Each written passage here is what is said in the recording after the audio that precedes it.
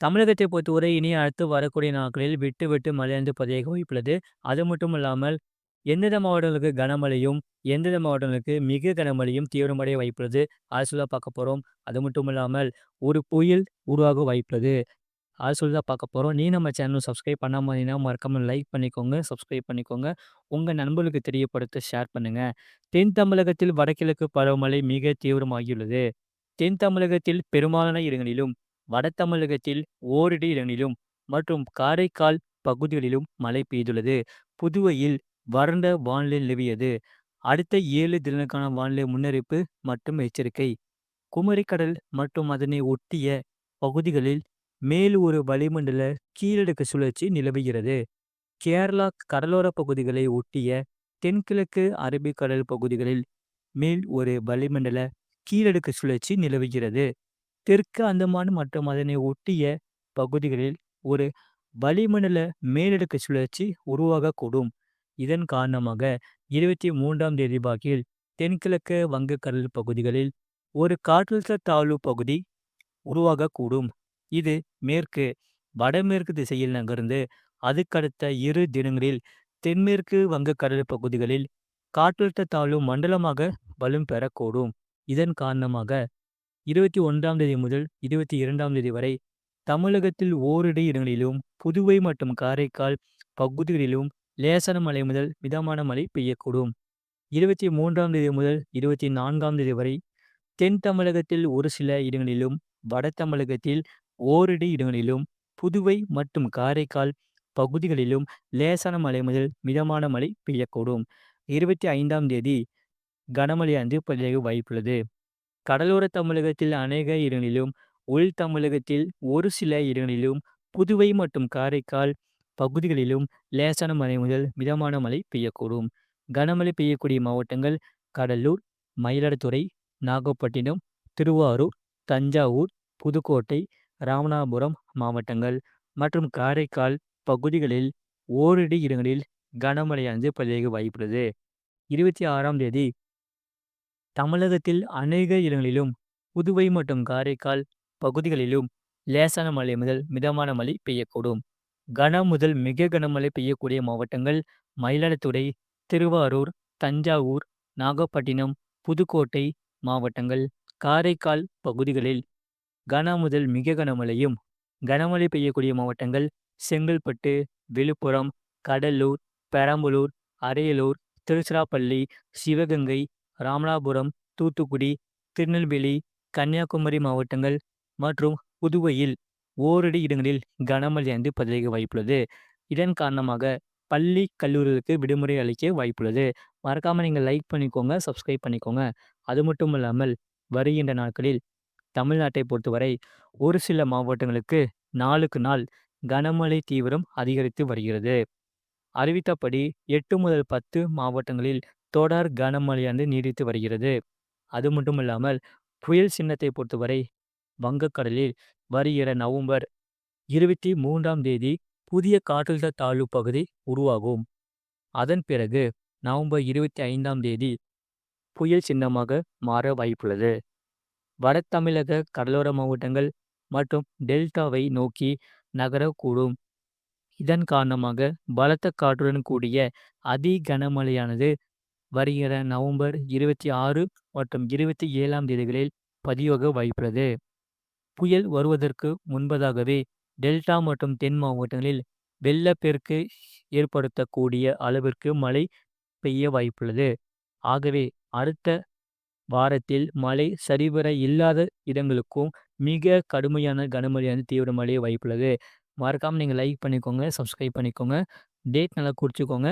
வருகிற நவம்பர் 23ஆம் தேதி வங்கக்கடலில் காற்றழுத்த தாழ்வு பகுதி உருவாகக்கூடும். அதுவரை தமிழ்நாட்டில் டெல்டா மற்றும் தென் மாவட்டங்களில் விட்டு விட்டு தொடர்ந்து கனமழையானது பதிவாக வாய்ப்புள்ளது.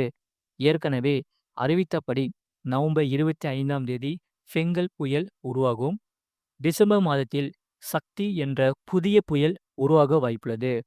ஃபெங்கல் புயல் தமிழ்நாட்டை விட்டு சென்ற பிறகு சக்தி புயல் குறித்து உங்களுக்கு விரிவாக அறிவிக்கப்படும். வெள்ளப்பெருக்கு பொறுத்தவரை வருகிற நவம்பர் 26 மற்றும் 27ஆம் தேதிகளில் கடலோர மற்றும் டெல்டா மாவட்டங்களில் காற்றுடன் கடும் கனமழையானது பதிவாக வாய்ப்புள்ளது.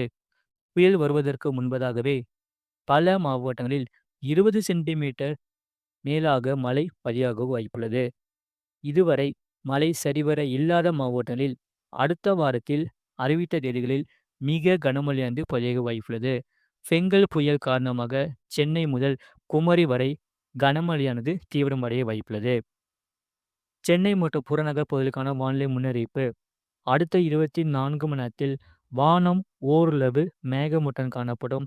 நகரின் ஒரு சில பகுதிகளில் லேசான மழை பெய்யக்கூடும். அதிகாலை வேளையில் பனிமூட்டம் காணப்படும்.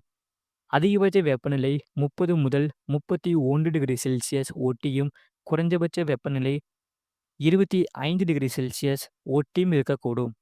அடுத்த 48 மணி நேரத்தில் வானம் ஓரளவு மேகமூட்டம் காணப்படும்.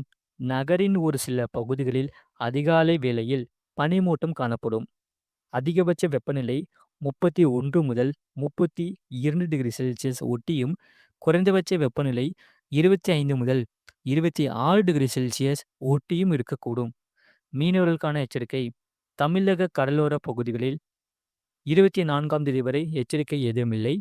வங்கக்கடல் பகுதிகளில் 21ஆம் தேதி தென்கிழக்கு வங்கக்கடலின் தெற்கு பகுதிகள் மற்றும் அதனை ஒட்டிய தெற்கு அந்தமான் கடல் பகுதிகளில் சூறாவளி காற்று மணிக்கு 35 முதல் 45 கிலோமீட்டர் வேகத்திலும், இடையிடையே 55 கிலோமீட்டர் வேகத்திலும் வீசக்கூடும். 22ஆம் தேதி தென்கிழக்கு வங்கக்கடலின் தெற்கு பகுதிகள் மற்றும் அந்தமான் கடல் பகுதிகளில் சூறாவளி காற்று மணிக்கு 35 முதல் 45 கிலோமீட்டர் வேகத்திலும், இடையிடையே 55 கிலோமீட்டர் வேகத்திலும் வீசக்கூடும். 23ஆம் தேதி தெற்கு வங்கக்கடலின் மத்திய பகுதிகள் மற்றும் அந்தமான் கடல் பகுதிகளில் சூறாவளி காற்று மணிக்கு 35 முதல் 45 கிலோமீட்டர் வேகத்திலும், இடையிடையே 55 கிலோமீட்டர் வேகத்திலும் வீசக்கூடும். 24ஆம் தேதி தென்மேற்கு மற்றும் அதனை ஒட்டிய தென்கிழக்கு வங்கக்கடல் பகுதிகளில் சூறாவளி காற்று மணிக்கு 45 முதல் 55 கிலோமீட்டர் வேகத்திலும், இடையிடையே 65 கிலோமீட்டர் வேகத்திலும் வீசக்கூடும். அந்தமான் கடல் பகுதிகளில் மணிக்கு 35 முதல் 45 கிலோமீட்டர் வேகத்திலும், இடையிடையே 55 கிலோமீட்டர் வேகத்திலும் வீசக்கூடும். அரபிக்கடல் பகுதிகளில் 21ஆம் தேதி வரை தெற்கு கேரளா மற்றும் லட்சத்தீவு பகுதிகளில் சூறாவளி காற்று மணிக்கு 35 முதல் 45 கிலோமீட்டர் வேகத்திலும், இடையிடையே 55 கிலோமீட்டர் வேகத்திலும் வீசக்கூடும். 22ஆம் தேதி முதல் 24ஆம் தேதி வரை எச்சரிக்கை ஏதும் இல்லை. மேற்குறிப்பிட்ட நாட்களில் மீனவர்கள் இப்பகுதிகளுக்கு செல்ல வேண்டாம் என்று அறிவிக்கப்படுகிறார்கள். கடந்த 24 மணி நேரத்தில் பதிவான மழை அளவு திருநெல்வேலி மாவட்டம் நாலுமுக்கு 17 சென்டிமீட்டர் பதிவுள்ளது. திருநெல்வேலி மாவட்டம் ஊத்து 15 சென்டிமீட்டர் பதிவுள்ளது. மயிலாடுதுறை மாவட்டம் கொடியங்கரை தலா 15 சென்டிமீட்டர் பதிவுள்ளது. திருநெல்வேலி மாவட்டம் காக்காட்சி 14 சென்டிமீட்டர் பதிவுள்ளது. நாகப்பட்டினம் மாவட்டம் திருப்பூண்டி 13 சென்டிமீட்டர் பதிவுள்ளது. நாகப்பட்டினம் மாவட்டம் திருக்குவளம் 11 சென்டிமீட்டர் பதிவுள்ளது. நாகப்பட்டினம் மாவட்டம் வேதாரண்யம், திருநெல்வேலி மாவட்டம் மாஞ்சோலை, ராமநாதபுரம் மாவட்டம் தலா 10 சென்டிமீட்டர் பதிவுள்ளது.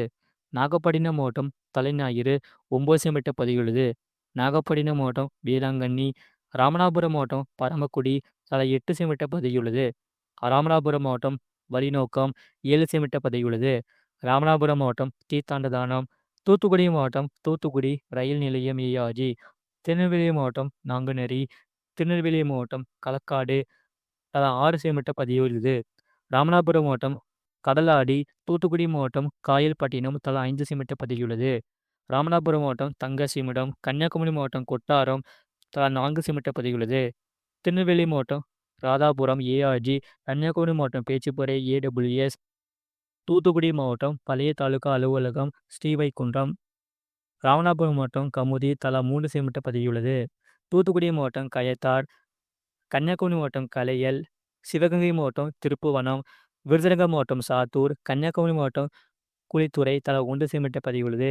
இனி அடுத்து வரக்கூடிய நாட்களில் விட்டு விட்டு மழையானது பதிவாக வாய்ப்புள்ளது. அது மட்டுமல்லாமல் ஒரு புயல் ஒன்று காத்திருக்கிறது. அது தமிழ்நாட்டை நோக்கி நகரமா நகராதா சொல்லி இனி அடுத்து வரக்கூடிய நாட்களில் அறிவிக்கப்படும். மறக்காம நீங்க லைக் பண்ணிக்கோங்க, சப்ஸ்கிரைப் பண்ணிக்கோங்க. உங்க நண்பர்களுக்கு தெரியப்படுத்த ஷேர் பண்ணுங்க.